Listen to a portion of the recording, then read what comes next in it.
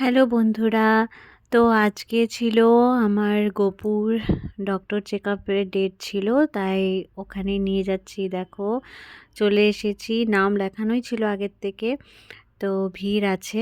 তো ডক্টর এখন আসেনি, তাই ওয়েট করছি। তো এরপরে ডক্টর আসলে ওকে দেখাবো। ওর কদিন ধরে একটু শরীরটা খারাপই যাচ্ছিলো, তাই নিয়ে আসছি। তো দেখো চেম্বারটা খুব সুন্দর, এখানে বাচ্চাদের খেলনারও সুবিধা আছে।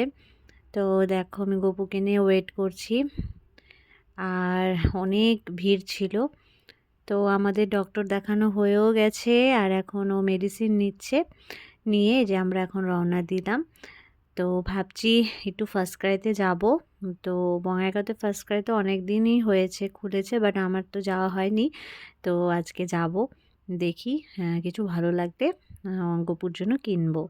তো দেখো বেশ ভালোই অনেক কিছুই আছে বাচ্চার, তো ভালোই লেগেছে। অনেক কিছু সুন্দর সুন্দর জিনিস, আর বাচ্চাদের জিনিস তো খুবই ভালো লাগে দেখতে। তো অনেক কিছু দেখো, তোমাদেরকেও দেখাই।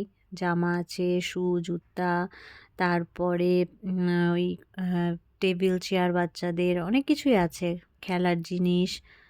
তো দেখো ড্রেসগুলো, আর কোয়ালিটিও ভালো। একটু দামটা একটু কস্টলি পড়ে, বাট কোয়ালিটি ভালো। তো এরপরে আমরা ভুট্টা খেয়েছিলাম, তো সেটার ভিডিও করতে আমি ভুলে গেছি। তাই এটা পরের দিন সকালে, তো দেখো ওর এক মিমি ওর জন্য গিফট পাঠিয়েছে কলকাতা থেকে। তো এই যে ড্রেসটা তোমাদের সাথে শেয়ার করলাম, দেখো।